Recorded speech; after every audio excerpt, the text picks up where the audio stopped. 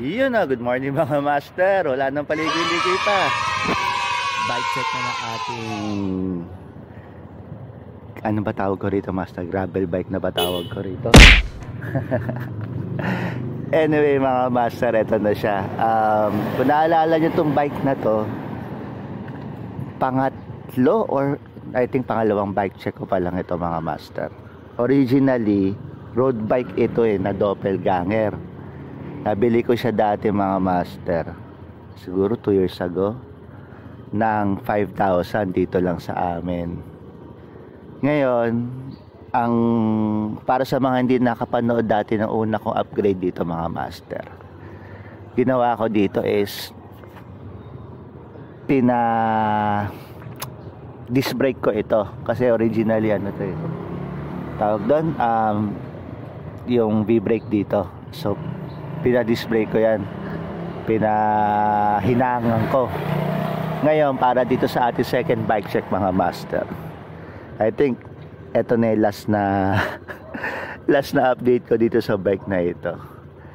Ang ginawa natin dito mga master is pinakatay. Ayan o, makikita nyo to. Pinalaparang ko yung seat stay nya tsaka dun sa baba para magkasya yung 50C na gulong mga master. Kasi dati hanggang 35C, 32C kasya dyan dito, bla bla dyan dati. Anyway, simulan na natin mga master. So yun nga, ang original frame natin dito is doppelganger na, syempre bakal siya master, kaya natin pakatay.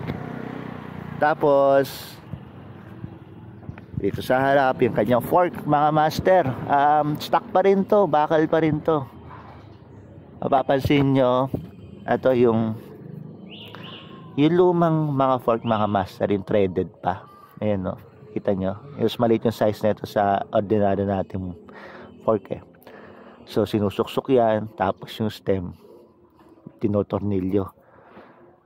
Gamit ko ngayon is 35C na gulong na Kenda Happy Medium. Yan, sa wakas nakapag 35C na rin ako. Tapos naka soldier na hub. Laki pa clearance sa harap. Ito wala akong binago, pero I think kasya pa dito, mas malaki, di ba? Mga 40C. Yan. Cockpit natin mga master, Claris tayo. Claris lang to, sapat na ako. Tapos classic tayo na cat eye. And then sa Claris na to mga master, pinatay ko tong left shifter natin. Pero ito gumagana to, 8 speed.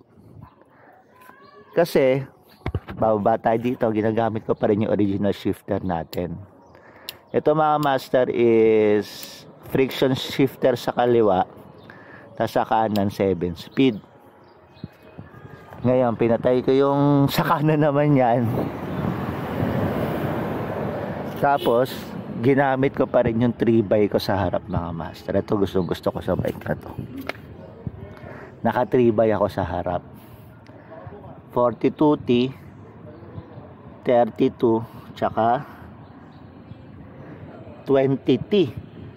So laki ng range niya mga master. Tuntua ako sa bike na to. Santur na XC Pro,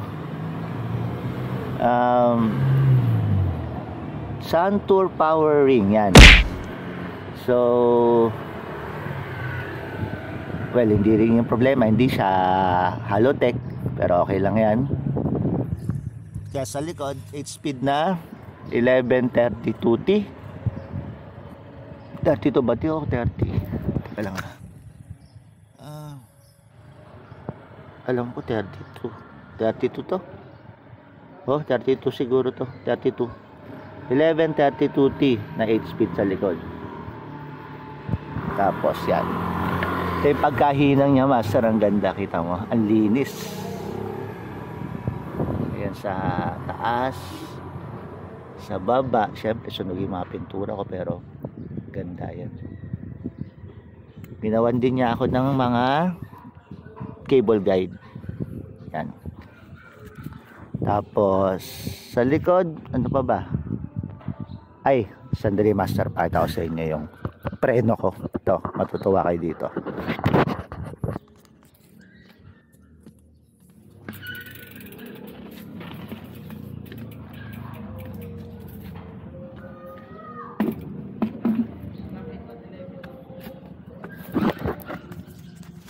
Ito siya mga master. Ang prenong ginagamit ko is, alam nyo naman, ang mahal ng ang mahal ng disc brake, di ba? Na hydraulic sa road bike. So, bumili ako ng Zoom na dual piston na. Yan. At least may laban-laban tayo. Hindi naman single piston. Di ba? Pinakaiba niya sa mga tourney na disc brake na ordinaryo. I think mas gusto ko to master kaysa dun sa sa Zoom na hydraulic pull. Kasi di ba nung pinakita ko sa inyo nung huli, nasiraan na ako nung nasingawan.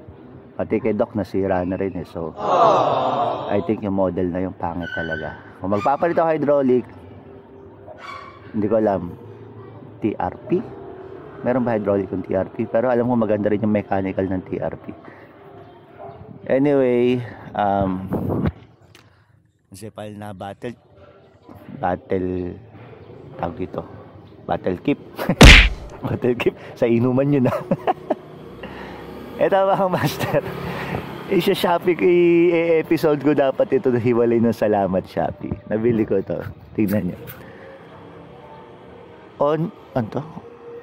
Onsun na ilaw. Tapos alam mo yung system master ng speedometer natin sa harap, yung old school na Shimano, ganyan din siya sa likod. Umiilaw siya pag dumadaan dito. Pero sobrang hina na lang ilaw, kaya hindi ko na ginawa. Hindi ko na finiture sa atin. Budol eh. Bumili pa kayo, sisihin nyo pa ako. Yan, anyway, yan. Soldier. Sa likod, kenda rin. Tapos kinabitan ko lang ng Tosik na mudguard. Siyempre, ilaw natin mga master, Magic Shine. Ito maganda to. Ito yung may ilaw sa taas at sa baba eh. Sponsored sa atin to ng mga people from Magic Shine. Yan. Ganda. Mga modes niya. Tapos harap, ganun din. Magic Shine din. Tapos ito, dalawa din yung mode na ito. Yan yung sa harap. Meron din siya sa likod. Minsan ang ginagawa ko mga master, pag nakakalimutan ko yung taillight ko, ito, nilalagay ko rito sa handlebar na patagirin ng gano'n. Para may taillight ako. Pero yun mga master, ito pala yung chain guide nya. Yan. Chain guide 1, chain guide 2, chain guide 2, chain guide 4. So, yun lang mga master. Nagpagawa ako kay DJ Cycle Works. Yan, taga ano siya, taga Mahabang Parang. So actually hindi pa ako nakapunta sa pwesto niya, pero nilalala-move ko lang yung frame ko papunta sa kanya lagi, 2 beses na. And waiting time master, ewan ko kung makakasuyo ko kayo sa kanya, pero ako waiting time ko nito. Para sa huli kong ginawa yung katay, nagantay yata ako ng 2 or 3 months for it. Pero I think swerte na yun, kasi iba inaabot ng mga 4 months eh. Alam ko kay Maldea ganun din eh. And then kung magkano yung last natin na pinagawa, 5,000 ako siningil mga master para dito. Well actually binago din niya kasi ito yun. Hindi ito ganito dati yung dulo ko eh. Pang conventional na road bike na luma, binago na rin yung kinabitan niya ako ng mga kabitan ng carrier dito, tapos di ba na yung itsura nito. Yan.